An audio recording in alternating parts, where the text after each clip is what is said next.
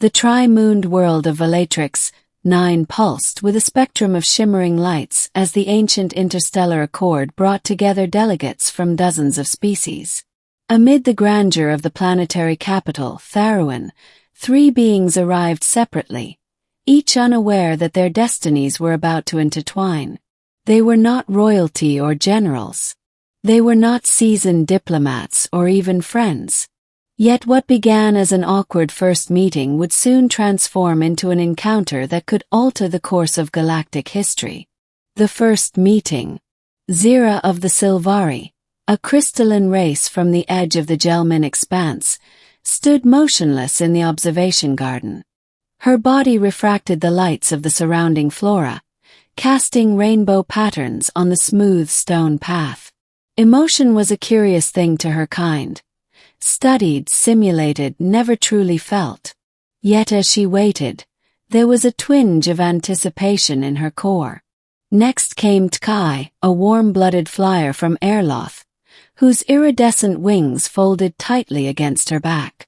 She glided down from the upper balconies, landing with a quiet grace. Her large, reflective eyes studied Zira with cautious curiosity. "You are Silvari?" she asked, her voice musical yet edged. "I am Zira. You must be Airlothi," she replied in her clipped, analytical tone. Before Tkai could respond, a third figure arrived, barefoot and cloaked in a mossy green robe. Nari of the Unari Grove kin, a plant-based species from the jungles of Drasmer 3, emerged slowly. Her skin resembled bark and blossoms, and her eyes glowed a deep forest green. She gave a slow nod, petals on her shoulders fluttering in the breeze. "You feel like storm clouds meeting for the first time," Nari said dreamily. "I think we are meant to change things." The 3 girls exchanged glances. None of them understood why they had been summoned to the garden, only that they were candidates for something larger. Something not even the Accord's bureaucrats could explain clearly. That evening, they were told to prepare for an off-world mission, one of peacekeeping and observation. The goal? Study the humans of Earth, a species newly discovered and debated in the Galactic Council. Initial contact had been rocky, especially with Earth's militaries. The Council wanted data, and they were chosen as its most unlikely emissaries.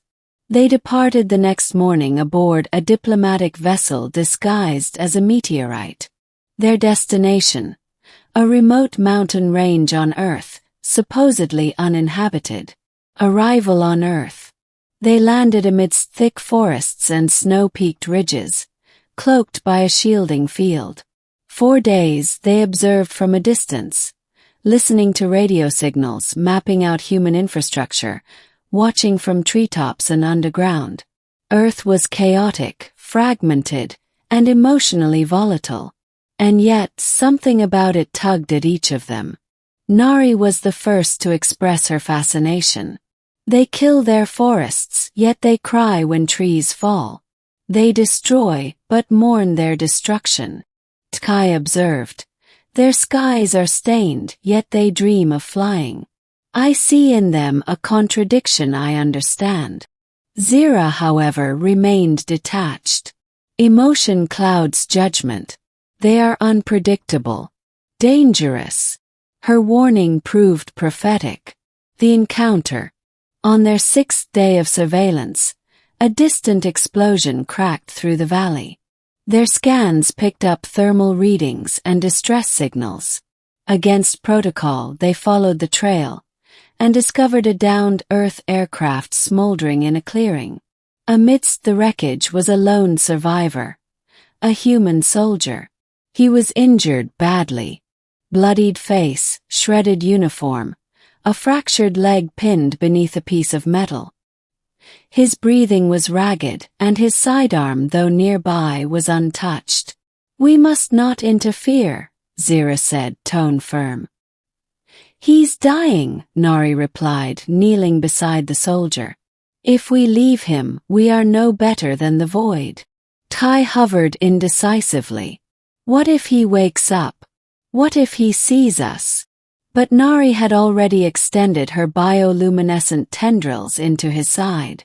Her species could manipulate cellular structures, heal, regrow. She closed her eyes and focused, feeding her energy into the soldier's frame. Slowly his breathing eased. And then he woke. A human response.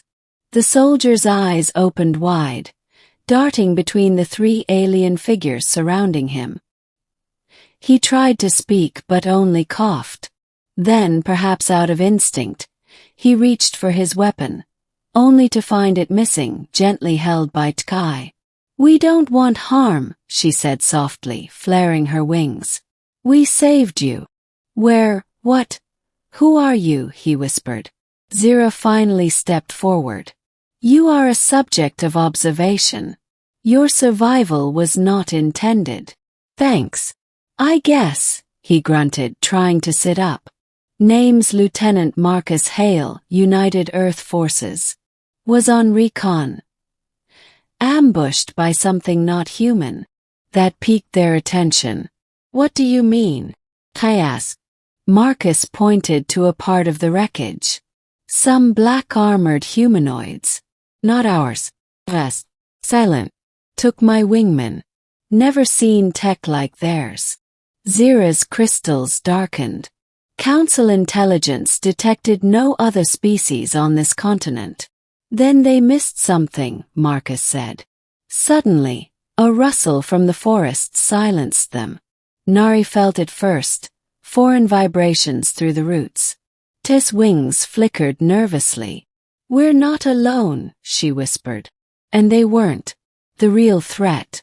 Out of the trees emerged sleek, chitin-armored figures, neither human nor any known galactic species.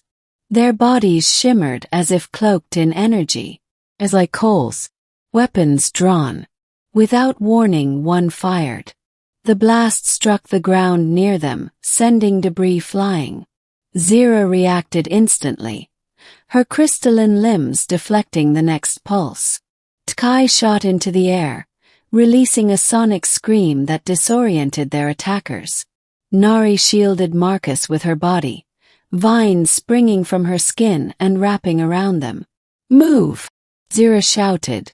They ran, or flew or slithered, through the underbrush, dodging plasma bolts. Marcus limped, leaning on Nari, grimacing with every step. "We can't outrun them," he yelled. "We don't need to outrun, we need to trap," Nari replied. Using her connection to the forest, she summoned roots and branches to twist and rise, forming barriers. Zira turned, arms splitting into mirrored facets, and unleashed a barrage of refracted light that stunned two attackers. Tkai flew circles, disorienting their path with echo chambers of sound. Finally, they reached a narrow ravine, perfect for an ambush. "Here," Marcus pointed. "They'll bottleneck. Give me a weapon." Zira hesitated, then handed him a crystalline shard. "It adapts to your neural patterns. Be precise." He grinned. "Always am." The attackers came. One by one they dropped into the ravine. And one by one they were struck down, by light, by sound, by root and by bullet. The final figure leapt at Marcus, but Tkai swooped in, wings cutting across its face. Fell. And silence followed. Aftermath and revelation. Once it was over, they examined the fallen enemies. No one recognized the species. Zira scanned one and frowned. "They are synthetic. Biotech merged with organics. Possibly designed for infiltration." "Not by humans," Marcus said. "We don't build like this." Nari touched the helmet of one. "Then who does?" Zira looked at the horizon. "Someone who does not want the Council or Earth to make contact." Tkai added, "This wasn't random. We were meant to die."